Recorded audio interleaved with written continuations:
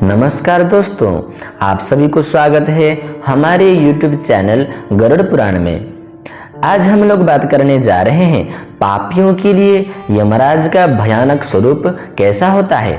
इस विषय में भगवान विष्णु कहते हैं, हे गरुड़, चित्रगुप्त, श्रवण आदि देवगण और सूर्य आदि देवताओं के साक्षित्व देने पर धर्मराज प्राणियों के पाप और पुण्य को समझते हैं, फिर उन पापियों को बुलाकर अपना भयानक स्वरूप दिखाते हैं।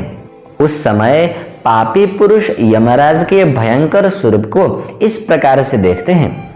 एक बड़ा शरीरधारी हाथ में दंड लिए भैंसे पर बैठा हुआ है। प्रलय काल में जैसे मेघ शब्द करते हैं वैसा उसका स्वर है। काजल पर्वत की जैसी काली कांति है और शरीर प्रकाशमान है। 32 भुजाओं में अनेक शस्त्र अस्त्र धारण किया हुआ है। 3 योजन विस्तार वाला उसका अत्यंत विशाल शरीर है। कुएं के समान भयानक मुख है।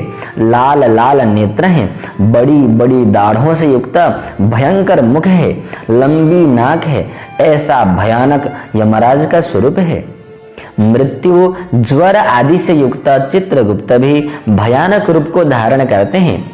यम के जैसे ही भयानक उनके दूत भी पापी के पास आकर गर्जना करते हैं, जिसको देख और सुनकर भयभीत होकर पापी जीव हाहाकार करता है।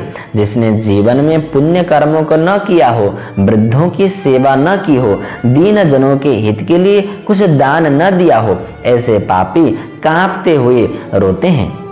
तब अपने किए कर्मों के कारण चिंतातुर व्याकुल होकर रुदन करते हुए पापियों को चित्रगुप्त यमराज की आज्ञा से उनके किए हुए कर्मों का श्रवण कराते हैं।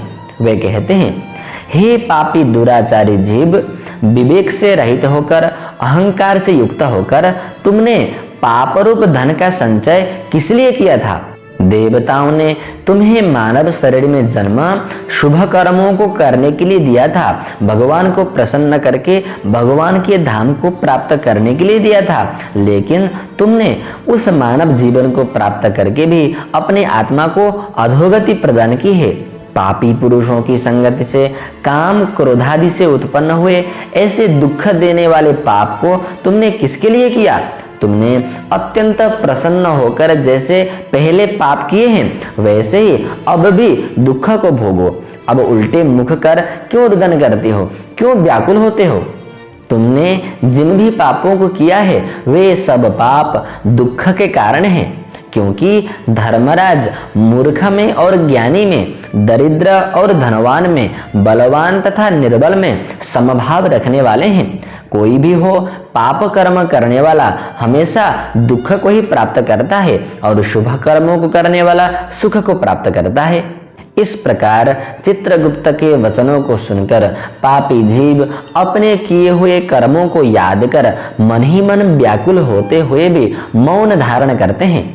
तब चोर की तरह निश्चल होकर मौन बैठे हुए ऐसे पापी पुरुषों को देखने के पश्चात उनके पापों के योग्य दंड देने के लिए यमराज दूतों को आज्ञा करते हैं और दूत भी यमराज की आज्ञा से दया से रहित होकर प्रेतों को ताड़ना कर कहते हैं, हे पापी जीव, यहाँ से अब तुम भयानक नरक में चलो।